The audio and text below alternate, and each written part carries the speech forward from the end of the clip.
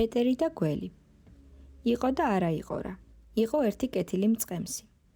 ვინ მოთვლის რამდენი მახეში გაბმული ჩიტი ჰყავდა გამოხსნილი.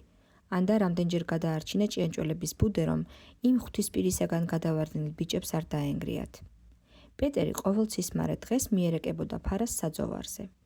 ერთ მშვენიერ დღეს ცხრები შორს, მთებში არ ეკა, რადგანაც ბარში საძოვრები სულ გადაძოვილი იყო. მაღლა მთებში ნოყიერი საძოვარი იპოვა და მიუშვა ფარა საბალახოდ. თვითონაც იქვე ჩამოჯდა და უკრავდა ხის ფლეიტაზე. უცებ კლდე გაიპო. პეტერმა ცისფერი ტბა და მშვენიერი მინდორი დაინახა. მინდორში ბალახი და ყვავილები ბიბინებდა.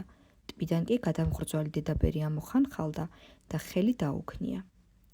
პეტერი კლდეში დატანებულ ჭიშკარში შევიდა და უცბად ტრიალ მინდორში აღმოჩნდა.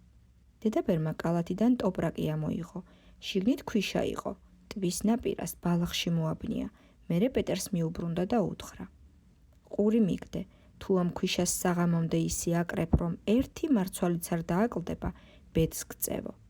დედაბერმა ეს თქვა და გაქრა. დაღონდა პეტერი.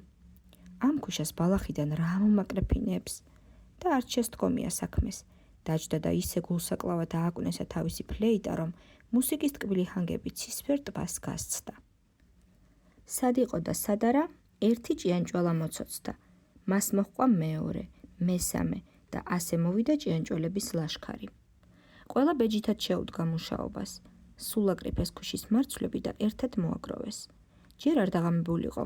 მთელი ქვიშა ერთად იყო თავმოყრილი და ერთი მარცვალიც არ აკლდა. მზე რომ ჩავიდა, დედაბერიც გამოჩნდა. ქვიშა რომ აკრეფილი ნახა, გაუხარდა და მწყემს უთხრა: ხვალ ისევ მოდიო.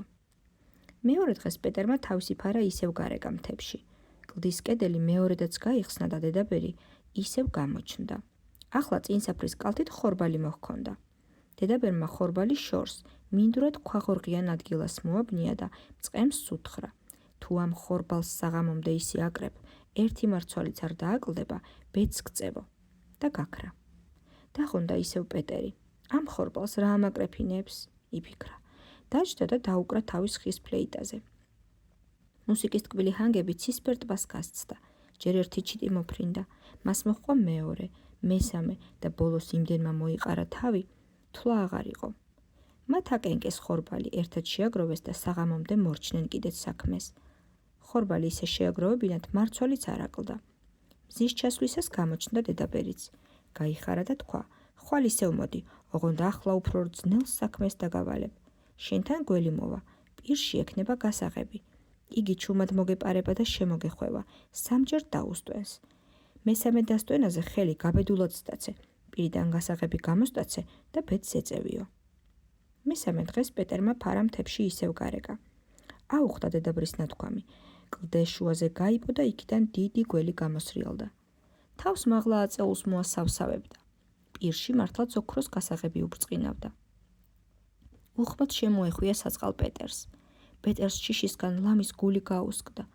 ის იყო გაქცევა დააპირა, რომ ბედად თავისი ფლეიტა გაახსენდა და იფიქრა გველს ფლეიტის ტკბილი ჰანგები მალევე დააწყნარებსო.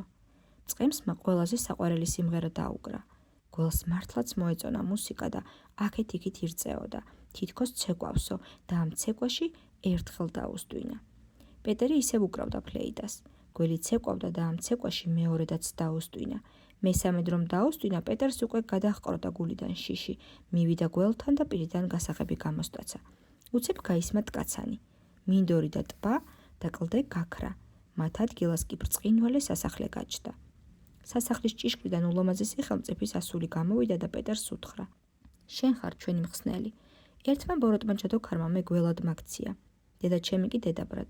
გულკეთილი და მამაცი რომ ხარ, ამიტომ დაგვიხსენი. თუ შენი სურვილიც იქნება, ცოლად გამოგყვებიო. ხელმწიფის ასულმა პეტერს ხელი გაუწოდა. ორივენი ოქროს ჭიშკარში შევიდნენ. მას აქეთ ბედნიერად ცხოვრობდნენ. პეტერი არ იშორებდა თავის ხის ფლეიტას და მერეც, როცა უკვე მორჭმული ხელმწიფე იყო, ოქროს ფლეიტა არ გაუკეთებინებია.